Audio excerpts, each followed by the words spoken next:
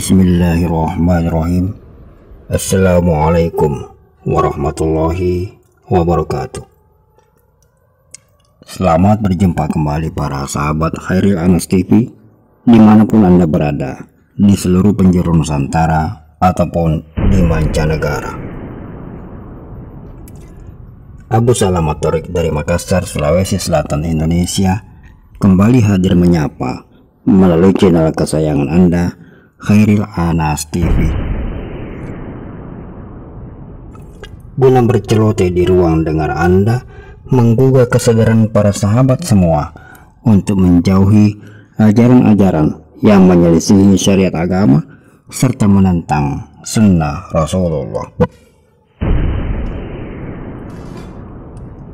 Pada edisi kali ini, Khairil Anas TV akan berkicau dengan sebuah celotehan berjudul Keamiran Jokam Ibarat Maling Teriak Maling.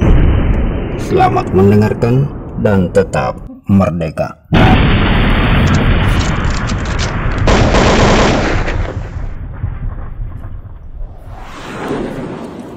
Sahabat Khairil Anas TV, di balik kisruh antara Jokam dan para mantannya yang saling tuding-menuding, kopar kafir, murtadon, dan mreziliun, ada sebuah penggalan kisah yang tersembunyi dengan rapat, yang sangat dirahasiakan oleh para pembesar Jokam, utamanya keluarga Amir dan orang-orang yang ada di dalam lingkaran keamiran Jokam Islam Jamaah. Banyak pengikut Jokam Islam Jamaah yang tidak mengetahui cerita ini karena memang sengaja ditutupi lantaran sebuah akibat fatal yang bisa terjadi, yakni bubarnya kelompok Islam Jamaah ini dengan cepat bila kisah ini bocor ke tengah-tengah pengikut Jokam atau warga Islam Jamaah. Saking rahasianya kisah ini, sampai-sampai bila pun bocor atau ada segelintir orang yang mendengarnya, segera diantisipasi oleh keamiran Jokam dengan mengatakan bahwa informasi itu adalah hoaks ataupun fitnah. Penggalan kisah ini memuat cerita tentang pengkhianatan Nur Hasan Ubaidah Lubis, pendiri sekaligus Amir Islam Jamaah yang pertama. Melalui sejumlah dokumen resmi, Nur Hasan Ubaidah Lubis yang memiliki nama asli Madigol berkhianat kepada Amir Jamaah Muslimin Hizbullah. Dari kisah ini terungkap bahwa Nur Hasan ternyata pernah berbaiat kepada pimpinan kelompok Jamaatul Muslimin Hizbullah yang bernama Wali Al-Fatah pada tahun 1956. Wali Al-Fatah adalah Amir yang dibaiat oleh pengikutnya pada tanggal 10 Zulhijjah tahun 1372 Hijriah atau tanggal 20 Agustus 1953 Masehi untuk menggerakkan sebuah kelompok Islam bernama Jamus atau Jamaatul Muslimin Hizbullah yang berpusat di Jakarta Raya. Dikisahkan Wali Al-Fatah mendengar kabar kedatangan Nur Hasan Ubaidah Madigol yang pulang dari Saudi Arabia dan mendirikan pesantren di Burengan, Kediri, Jawa Timur. Merasa tertarik untuk mengajak bertemu dan berdiskusi masalah keilmuan dan agama. Maka pada tahun 1956 Wali Al-Fatah datang menemui Nur Hasan Madigol di Kediri, Jawa Timur dan mengutarakan niatnya untuk mengajaknya bergabung dalam kelompok Hizbullah yang dia pimpin. Nur Hasan pun mengabulkan permintaan itu, lalu diangkat sebagai Amir Tarbiyah wa Ta'lim. Namun baru 3 tahun bergabung dengan Jamaatul Muslimin Hizbullah pimpinan Wali Al-Fatah itu, Nur Hasan berkhianat, membelot dan membentuk keamiran sendiri. Tahun 1960 Nur Hasan menerima baiat beberapa orang kerabatnya dan murid-murid pesantrennya. Diam-diam dia mendirikan keamiran. Namun nasib buruk menimpanya. Tak lama setelah mendirikan keamiran, Nur Hasan ditangkap Koramil karena dianggap meresahkan masyarakat. Dari penjara, Nur Hasan memanggil murid-muridnya untuk mengutusnya menemui Wali Al-Fatah di Jakarta yang ketika itu menjabat sebagai Kepala Biro Politik Departemen Dalam Negeri Republik Indonesia. Meskipun telah dikhianati oleh Nur Hasan, namun Wali Al-Kota tetap membantu melepaskan dan membebaskannya dari penjara. Setelah bebas, Nur Hasan berkunjung ke Jakarta dengan maksud ingin menemui Wali Al-Kota dan mengulangi baiatnya kembali. Dalam suratnya yang ditujukan kepada murid-muridnya, Nur Hasan menigol memerintahkan seluruh murid-muridnya untuk ikut berbaiat dan bergabung dalam kelompok Islam Jamaatul Muslimin Hizbullah.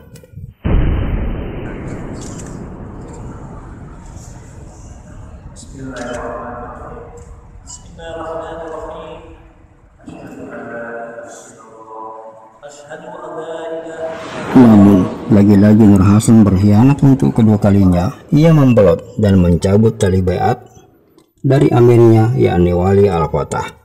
Juga sekaligus mengajak kembali para murid-muridnya untuk taat kepadanya sebagai amir, sambil berkata kepada murid-muridnya bahwa baiatnya mereka ke Wali Al-Kota itu hanyalah siasat dan kepura-puraan saja.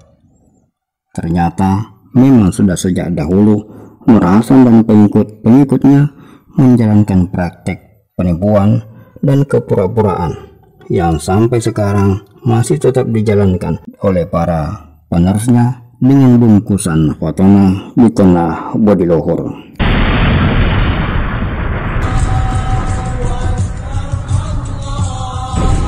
Tak lama kemudian Nur Hasan kembali ditangkap.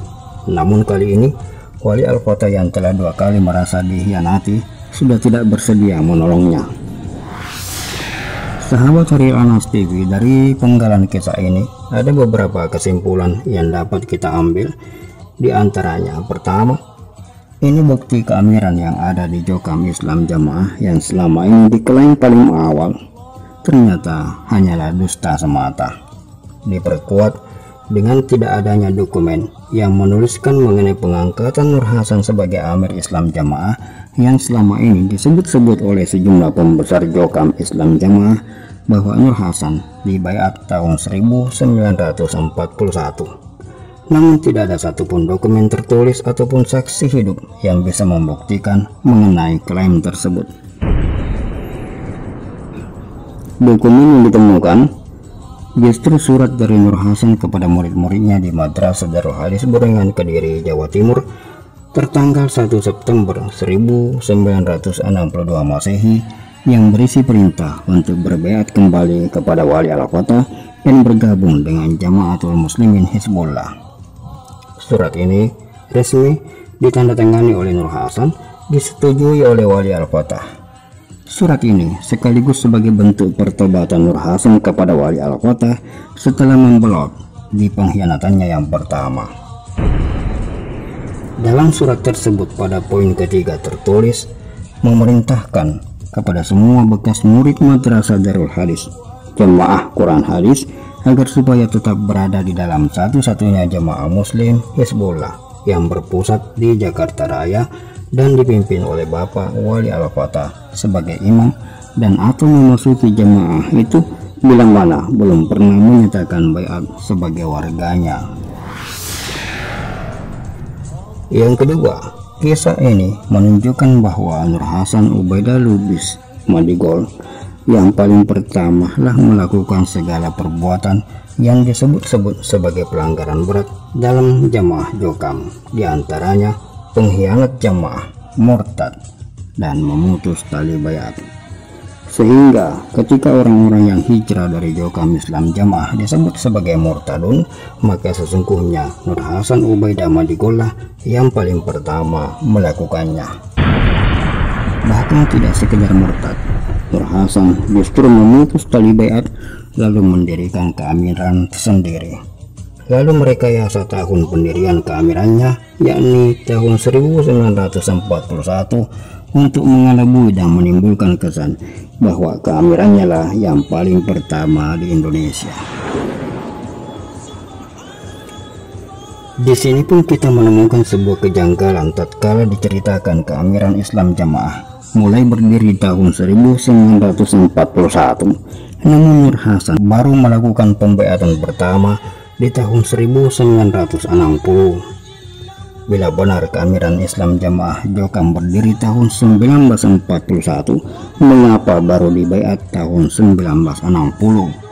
Mengapa ada selang waktu yang sangat panjang, yakni 20 tahun antara berdirinya keamiran dengan pembeatan amir? Ini semata-mata karena sebuah rekayasa cerita yang dibuat-buat untuk dalih pembenaran. Padahal yang sesungguhnya terjadi adalah Nur Hasan memang benar dibaiat tahun 1960 oleh murid-muridnya ketika dia membelot dan berkhianat dari keamiran Jamaatul Muslimin Hizbullah. Berawal dari kisah dusta inilah lahirnya banyak kedustaan-kedustaan lain yang semakin berlarut-larut, berlipat-lipat dan terus berlangsung hingga saat ini, termasuk gambar-gambar dalil yang berbunyi hu bi bai'atil awal fal awal, patuhilah bai'at kepada yang pertama. Dalil ini terus disuntikkan ke seluruh pengikut Islam Jamaah dengan tujuan untuk menjaga dan memegari jamaahnya agar tidak murtad, tidak membelot, dan tidak mencabut tali baiat. Tetapi secara fakta justru Amir Nur Hasan lah yang paling pertama melakukannya. Kesimpulan ketiga, bila kita ingin adil dalam melihat permasalahan yang terjadi dalam Jokam Islam Jamaah saat ini, saat para pengikut Islam Jamaah yang hijrah dan keluar dari kelompok Islam Jamaah itu dikatakan murtad, maka Nur Hasan Al-Ubaidah Lubis Medigol pun jelas hukumnya sama, yakni murtad, merezel, tidak mematuhi dalil hu bi bai'atil awal fal awal. Bahkan tidak sekedar murtad, Nur Hasan mendirikan keamiran tandingan. Dari kisah perjalanan awal berdirinya keamiran Islam Jamaah yang diwarnai pengkhianatan, pembelotan serta kedustaan ini, kita bisa melihat dengan jelas adanya ketidakberesan dari sejak awal-awal bangunan Hizbiyah ini dibentuk. Sampai pun pada perjalanannya terus-menerus diisi dengan banyak kebohongan dan ketidakkonsistenan. Padahal Islam telah memperingatkan kita untuk menjauhi sifat-sifat sebagaimana yang disebutkan oleh Rasulullah dalam sabdanya, ayatul munafik salasa, idza hadasa kasaba, wa idza wa'ada akhlafa, wa idza tumina khana. Tanda-tanda kemunafikan ada 3: ketika berbicara dusta, ketika berjanji mengingkari, dan ketika diberi amanat dia khianat. Sekian celotehan kita kali ini. Mari terus menggugah kesadaran, bangkitkan akal sehat, renungi perjalanan hidup dengan cermat, teliti kembali titian apakah sudah benar menuju jalan selamat agar kita tidak tersesat. Jazakumullahu khair. Barakallahu fikum. Assalamualaikum warahmatullahi wabarakatuh.